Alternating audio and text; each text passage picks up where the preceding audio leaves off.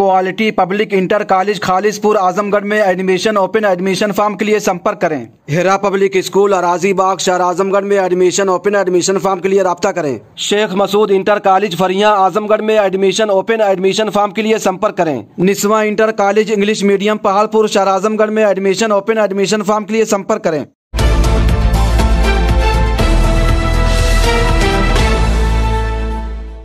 जय हिंद, आदाब। मैं हूं शमीम जराजपुरी और आप देख रहे हैं खबरों नज़र चैनल। सबसे तेज़ और ताज़ा समाचार देखने के लिए बने रहिए हमारे साथ। अब खबर विस्तार से। खबर यूपी के जिला आजमगढ़ से है, जहां समाजवादी बाबा साहेब अम्बेडकर वाहिनी का संविधान बचाओ प्रशिक्षण शिविर कार्यक्रम नेहरू हॉल आजमगढ़ में आयोजित किया गया, जिसमें मुख्य अतिथि बाबा साहेब अम्बेडकर वाहिनी के राष्ट्रीय अध्यक्ष मिठाई लाल भारती रहे। मिठाई लाल भारती ने कहा कि ये भारतीय जनता पार्टी की सरकार लोकतंत्र और संविधान को कुचलना चाह रही है। संविधान की बदौलत दलितों, पिछड़ों, अल्पसंख्यकों, कमजोर वर्ग और महिलाओं को हक व अधिकार मिला, उसे वह छीनना चाहती है।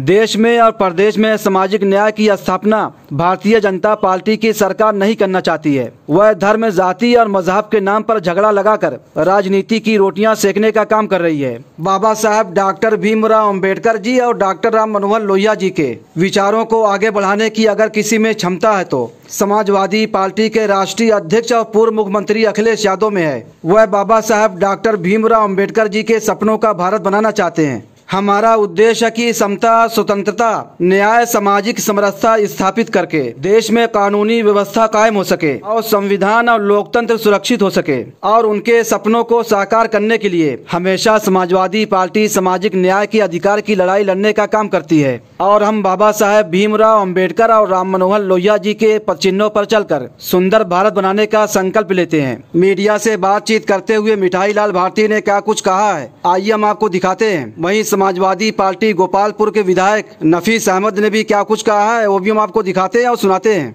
समाजवादी पार्टी विधायक गोपालपुर नफीस अहमद साहब हमारे साथ बातचीत करने के लिए मौजूद है। ये जो कार्यक्रम हो रहा है, इसको लेकर आपकी क्या प्रतिक्रिया है? देखिए, ऐसा है कि जिस तरीके से 2014 के बाद भारतीय जनता पार्टी की सरकार में दलितों का, पिछड़ों का, अल्पसंख्यकों का हक छीना जा रहा है, अत्याचार हो रहा है, इन सारी चीज़ों को लेकर इन समाज में बड़ी बेचैनी। और हमारे जो बाबा साहब अम्बेडकर वाहिनी के राष्ट्रीय अध्यक्ष हैं मिठाई लाल भारती जी के नेतृत्व में पूरे प्रदेश में ये कार्यक्रम चल रहा है और बड़ी तादाद में दलित समाज के लोग, पिछड़े समाज के लोग जुड़ रहे हैं, क्योंकि वो सारे लोग चाहते हैं कि ये जो भारतीय जनता पार्टी जो दलितों का, पिछड़ों का, अल्पसंख्यकों का हक मार रही है, वो हक मिलना चाहिए। नौकरी नहीं दे पा रहे हैं, नौकरी में जो आरक्षण संविधान में है उस आरक्षण में वो जो है खेल कर रहे हैं। और तो और महंगाई चरम सीमा पे बढ़ती हुई जा रही है, लोगों को रोज़गार नहीं मिल पा रहा है, नौजवान आज भुखमरी का शिकार होते जा रहे हैं। इन सारी चीज़ों को लेकर एक बड़ा आंदोलन समाजवादी पार्टी के उसमें होगा। इसी सारी चीज़ की ये तैयारी हो रही है और आने वाले वक्त में लोगों का भरोसा माननीय अखिलेश यादव जी पर पूरा है कि माननीय अखिलेश यादव जी ही वो समाजवाद का रास्ते पे ले चलकर इस प्रदेश, इस देश को आगे बढ़ाने का काम करेंगे। अभी अखिलेश यादव जी कल रायबरेली में थे और काशीराम की प्रतिमा का अनावरण किया उन्होंने। आज यहाँ पे संविधान बचाओ यहाँ कार्यकर्ता जो है प्रशिक्षण हो रहा है, तो क्या लग रहा है कहीं न कहीं लोकतंत्र और जमहूरियत को ख़त्म किया जा रहा है और जो विपक्ष है उसकी आवाज़ को दबाने की कोशिश की जा रही है? देखिए, जिस तरीके से आपने मानवर काशीराम जी का नाम लिया, तो मानवर काशीराम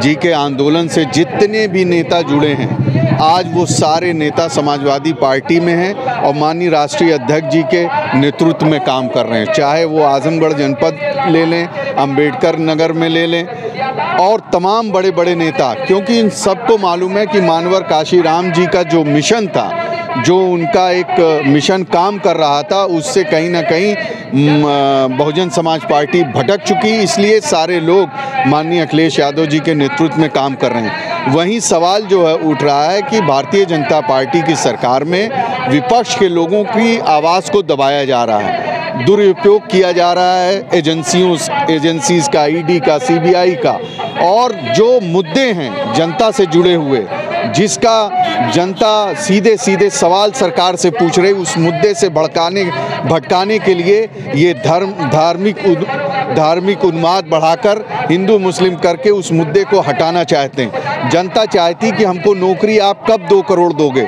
जनता मांग कर रही है, पूछ रही है प्रधानमंत्री जी से कि आप 15 लाख का जो वादा किए थे वो कब हमको दोगे। जनता ये पूछ रही प्रधानमंत्री जी से कि जो बेरोजगारी बढ़ रही उसको दूर कैसे करोगे। जनता ये सवाल उनसे कर रही है कि महंगाई जो चरम सीमा पे है, जो गैस का सिलेंडर 350 रुपया था, 1200 से ऊपर चला गया, उसको आप कम कैसे करोगे। पेट्रोल का दाम कम कैसे करोगे। किसानों को उनकी आय दुगनी कैसे करोगे। इन सारे सवालों पे जब जनता और जब विपक्ष उनसे सवाल कर रही है तो उस चीज़ को भटकाने के लिए, वो भ्रमित करने के लिए ये सारे काम कर रहे हैं। लेकिन जनता ने मन बना लिया, इस बार इनका सफाया होगा। ये थे समाजवादी पार्टी विधायक गोपालपुर नफीस अहमद, जो खबरों नज़र चैनल से बातचीत कर रहे थे। खबरों नज़र चैनल के लिए शमीम जराजपुरी, आजमगढ़। बाबा साहब अम्बेडकर वाहिनी समाजवादी पार्टी जनपद आजमगढ़ के द्वारा आयोजित संविधान बचाओ कार्यकर्ता प्रशिक्षण शिविर का आयोजन किया गया था। 2024 में लोकसभा का चुनाव, ये चुनाव नहीं बल्कि हम बहुजन समाज के लिए चुनौती है। उस चुनौती को स्वीकार करते हुए समाजवादी पार्टी को मजबूत करने के लिए यह प्रशिक्षण शिविर का कार्यक्रम आयोजित किया गया है।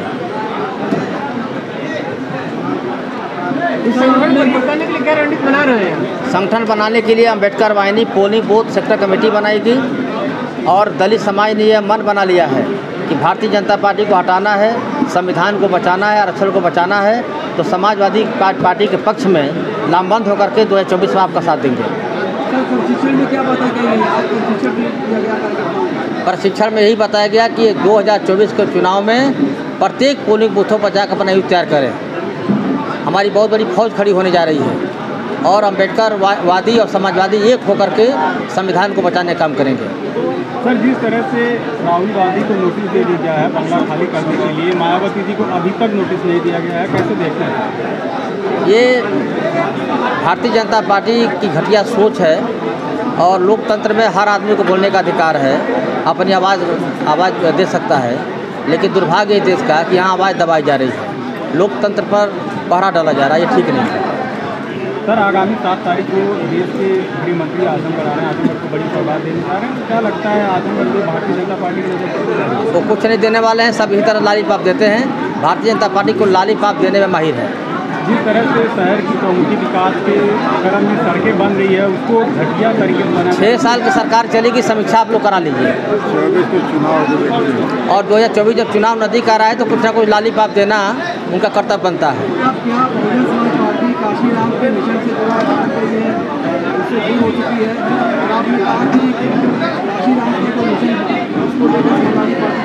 समाजवादी पार्टी का बहुजन समाज पार्टी से कोई संघर्ष नहीं है। हमारा संघर्ष भारतीय जनता पार्टी से है और बाबा साहब अम्बेडकर और माननीय कांसी राम जी का जो मिशन है वो समाजवादी पार्टी लेकर चल रही है। दावा करी 80 सीट 2024 में बीजेपी जीतने का दावा करी है, क्या लगता है? वो दावा करना उनका लक्ष्य है भाई, दावा करना उनका काम है, लेकिन उनको समझ में आ जाएगा। समाजवादी पार्टी 50 सीट का दावा करी है, किस तरह से मैदान उतरेंगे? समाजवादी पार्टी जो मेन फ्रंटल, चाहे कोई भी फ्रंटल, हमारा जो मेन बॉडी से लेकर जो फ्रंटल है, ये पूरी की पूरी तैयारी में लग गई है कि संविधान आरक्षण बचाने के लिए, देश की लोकतंत्र की रक्षा के लिए ये सब ने मन बना लिया है कि अब गांव में चलकर चौपाल कार्यक्रम करके समाज को बनाने का, तैयार करने का सबने बीड़ा ले लिया है और लक्ष्य बना लिया है। और भारी महंगाई, बेरोजगारी और जो बुनियादी समस्याएं उन पर बातें नहीं हो रही हैं, उनको मुसलमान जात की सड़क। भारतीय जनता पार्टी के पास हिंदू मुसलमान, भारत पाकिस्तान, जातिवाद के अलावा कोई और विषय उनका नहीं सकता। उनको विकास से मतलब नहीं है, उनकी दलित पिछड़े की भलाई से मतलब नहीं है, उनका आरक्षण से मतलब नहीं है। उनका सिर्फ मुद्दा होता है भारत पाकिस्तान और हिंदू मुसलमान।